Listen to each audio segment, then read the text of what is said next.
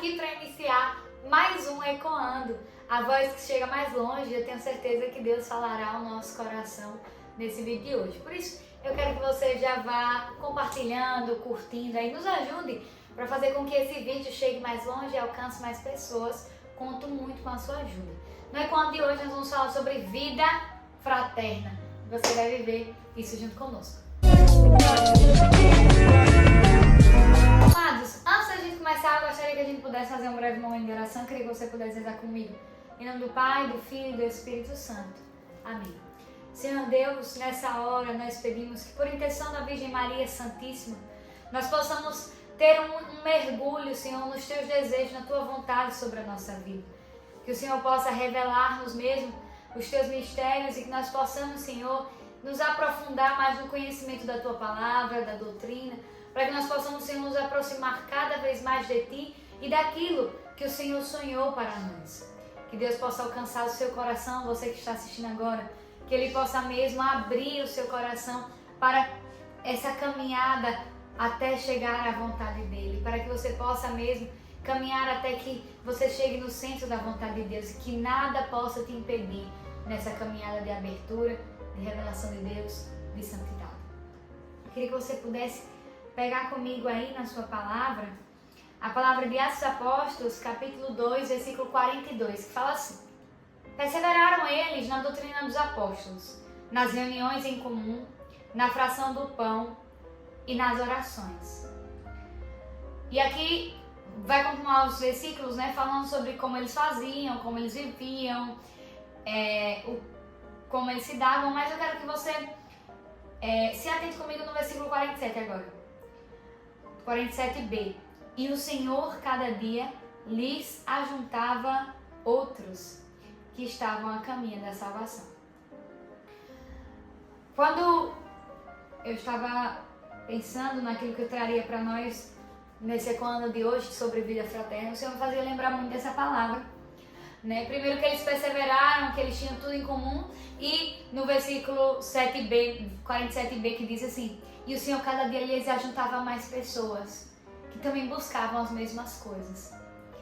É incrível o poder da vida fraterna, né? Quando a gente faz aquilo que Deus quer, o Senhor vai nos ajuntando, o Senhor vai nos multiplicando, o Senhor vai nos enchendo até que nós vamos transbordando.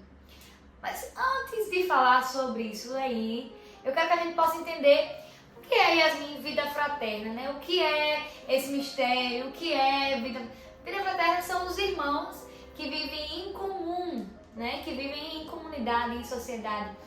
E eu quero lembrar que o Senhor desejou que nós tivéssemos essa comunidade, essa vida fraterna, desde lá de Gênesis, né? Na criação do mundo, quando Adão estava sozinho e o Senhor fez Eva. Então ali eles construíram a primeira família, a primeira comunidade, a primeira vida fraterna. E estava tudo lindo. A palavra conta que o Senhor passeava com eles. Veja, eles viviam tão bem a vida fraterna que o Senhor passeava com eles. Então era uma coisa agradável. A vida fraterna iniciou-se sendo uma coisa agradável. Só que então o homem pecou. Quando o homem pecou, então manchou-se a ideia de vida fraterna. De lá para cá, então, nós começamos a ver início de guerras, início de confusão, traições, assassinatos. E nós vamos ver na história que a comunidade, que a vida fraterna, ela foi manchada pelo pecado. Ela foi sacudida pelo pecado, ela foi destruída por essa mancha de pecado. Mas lá no início era plano inicial de Deus essa vida fraterna, que nós vivêssemos juntos, né? Tem um salmo que diz: quão bom e agradável é quando os irmãos estão juntos, vivem juntos.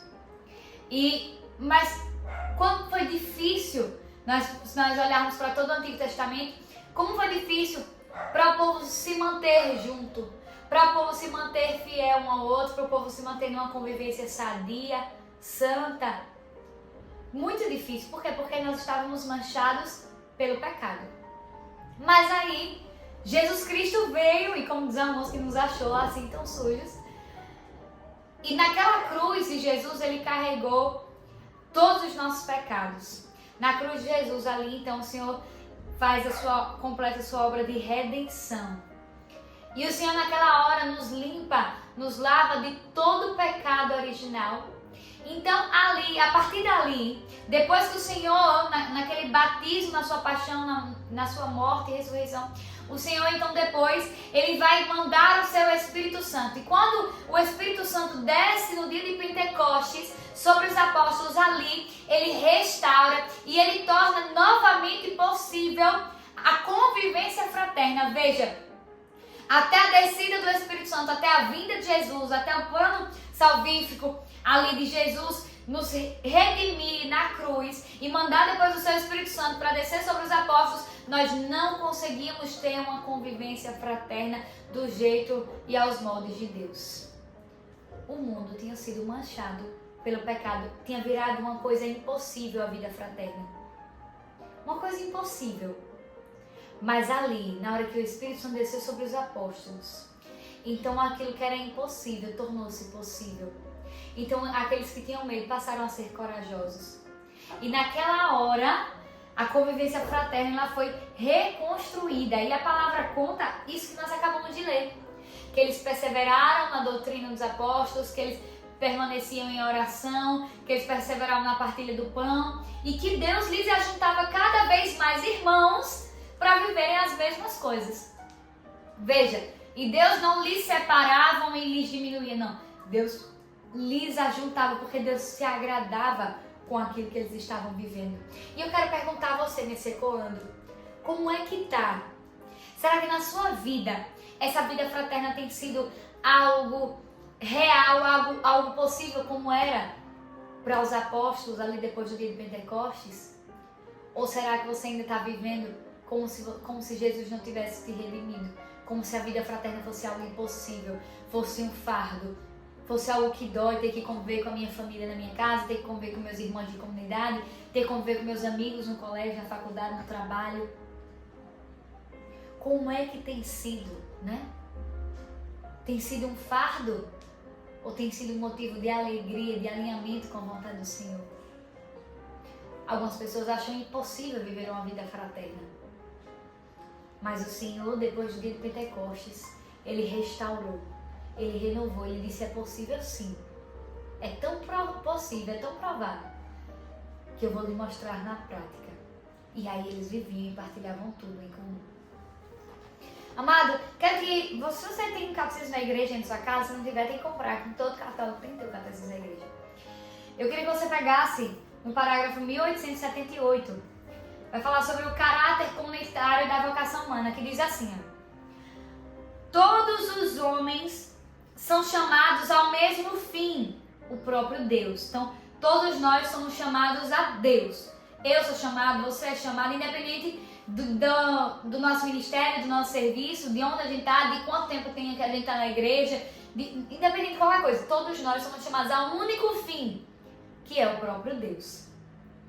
Existe uma certa semelhança entre a unidade das pessoas divinas, da Trindade Santa, aqui está falando, entre a unidade da Trindade Santa, das pessoas divinas, e a fraternidade que os homens devem estabelecer entre si, na verdade e no amor.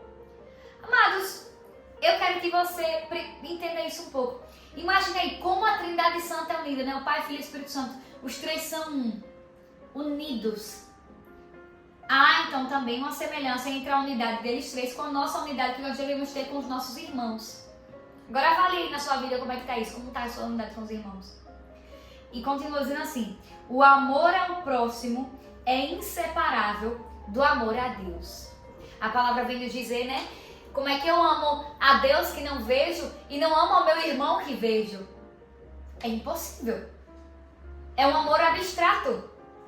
Deus está no meu irmão. E no catecismo vem nos confirmar, o amor ao próximo é inseparável do amor a Deus. Quero que você veja comigo o parágrafo 1879. Diz assim, a pessoa humana tem necessidade de vida social. Olha aqui, para afetar os antissociais, né? Para afetar os que têm a bateria social curta. A pessoa humana tem necessidade de vida social. Você pode dizer que ama ficar sozinho, você pode dizer, não tem problema, né? Existe a solitude para isso, nós podemos falar em um ecoando sobre solidão e solitude. Acho que é um tema legal. Mas eu quero que você, hoje a gente reflita bem rapidamente. Eu sei que existe a solitude, e tudo bem, eu sei que nós precisamos aprender a contemplar. Mas a questão é que, independente de nós nos sentirmos bem sozinhos, nós necessitamos de uma vida social. E esta não constitui para ela algo acrescentado, mas é uma exigência de sua natureza. Amados, não é algo que você vai inventar. Não é algo que você vai criar, não é algo que você vai forçar, não. É da nossa própria natureza humana esses laços com o outro. Só que nós vemos cada vez mais, principalmente no século em que nós estamos, isso sendo devastado, isso sendo manchado novamente. Isso está sendo tirado de nós, essa realidade que é possível viver com os irmãos, que é saudável, que é bom, que me alimenta estar com o outro. Isso é natural, humano, natural da nossa humanidade. Uns dependemos dos outros, né? Não existe essa questão de que eu sou independente. Não, ninguém é independente. Então, até para você comprar um pão na padaria, você precisa do padeiro que tem feito o pão. Então você depende. Então, assim, nós precisamos entender isso. Espera aí. Isso é da minha natureza. Isso não é uma coisa que eu vou ter que me forçar para fazer. Mediante o intercâmbio com os outros, a reciprocidade dos serviços e o diálogo com os irmãos, o homem, preste atenção nisso, o homem desenvolve as próprias virtualidades e responde assim à sua vocação. Amados, nós só conseguiríamos responder a nossa vocação independente da sua vocação, se é sacerdócio, se é a vida consagrada, se é leigo, vida religiosa, vida de comunidade. Independente. Mas a nossa vocação central, a santidade, nós só conseguiríamos responder a ela pelo intercâmbio com os outros, pela reciprocidade dos serviços e do diálogo com os irmãos. Só assim nós conseguiremos ter essa vida virtuosa e responderemos a nossa vocação. Agora me diga uma coisa, quantas vezes nós acreditamos que a gente não precisa do outro? Estão sendo lançadas muitas mentiras por aí, nós católicos precisamos abrir os nossos olhos para a verdade que vem de Deus. Nós precisamos abrir os nossos olhos para a palavra, para a doutrina, para que nós possamos entender que isso aqui não é um conto de fadas. Gente, isso aqui não era historinha para a criança dormir, não. Isso aqui, gente, é a palavra de Deus, é a palavra viva, que gera vida em nós, que gera vida em mim, que gera vida em você. E Deus, Ele nos trouxe em toda essa história de salvação para dizer para nós que Ele não nos criou para sermos sozinhos. E que por mais que eu vou pagar pelos meus pecados, mas eu preciso ir para o céu junto com meu irmão que está do meu lado, junto com meu pai, com a minha mãe, com meu irmão, com a minha família, com a minha comunidade. Deus me chamou, principalmente eu quero falar aqui para aqueles que são comunidade, que são chamados a fazer parte de comunidades. Amados, se Deus te chamou a viver em comunidade é porque Ele sabe que você não ia conseguir sozinho, que você precisava dos seus irmãos, que os seus irmãos precisariam de você, que essa troca de serviço, esse intercâmbio é o que vai te fazer cumprir e concretizar a sua vocação, como diz no catecismo da igreja. Santa Teresa já dizia, né? Quem ama faz sempre comunidade, nunca fica sozinho. Você ama? Então precisa fazer comunidade. É natural. Gente, quando a gente ama alguém, ama muito alguém, e a gente vê que aquele alguém está triste, a gente não finge que está tudo bem e fica afastado. Não. A gente vai lá e tenta fazer aquela pessoa ficar bem. A gente se preocupa. É da nossa natureza, é natural. Então é necessário que a gente comece a observar isso. Arranque. Pedir que Deus mesmo tire as escamas dos nossos olhos que nos fazem enxergar que a sociedade não é uma sociedade individualista, não, nós estamos todos interligados, nós somos chamados todos nós a uma vida fraterna, seja na paróquia, seja na comunidade, seja no seu grupo, no seu ministério, no seu pastoral, no seu trabalho, na sua casa, com a sua família. E nós só restauraremos a nossa sociedade, o nosso país e o mundo quando nós aprendermos a valorizar a vida fraterna, a ser irmão de verdade, a ser amigo de verdade, a amar de verdade, a trocar serviços, a trocar conversa. A gente não quer mais, a gente não tem mais paciência de conversar uns com os outros. Mas o quanto nos faz bem viver uma vida fraterna, o quanto nos faz bem ter alguém para compartilhar as nossas dificuldades, as nossas alegrias, os nossos avanços. O quanto faz bem. Comece a praticar essa vida fraterna. E vida fraterna não é uma coisa que dá pra fazer só em um ecoando. Vamos fazer mais ecoando só sobre a vida fraterna para que você possa mesmo entender esse mistério que nós somos chamados, que nos capacita a nós vivemos a nossa vocação. Por isso eu te convido mesmo agora, se de alguma forma esse conteúdo, sabe, queimou no seu coração, queria que você pudesse fechar um pouco seus olhos agora e pedisse a Deus que te dê a graça de arrancar da sua vida, arrancar do interior tudo aquilo que tem te impedido viver essa fraternidade. Que tudo aquilo que tem te impedido viver a sua vocação, a santidade, é o amor. Que tudo aquilo que tem te feito olhar mais para dentro de você do que para o outro que está precisando do seu lado. Ou então enxergar que o outro que está do seu lado pode te ajudar.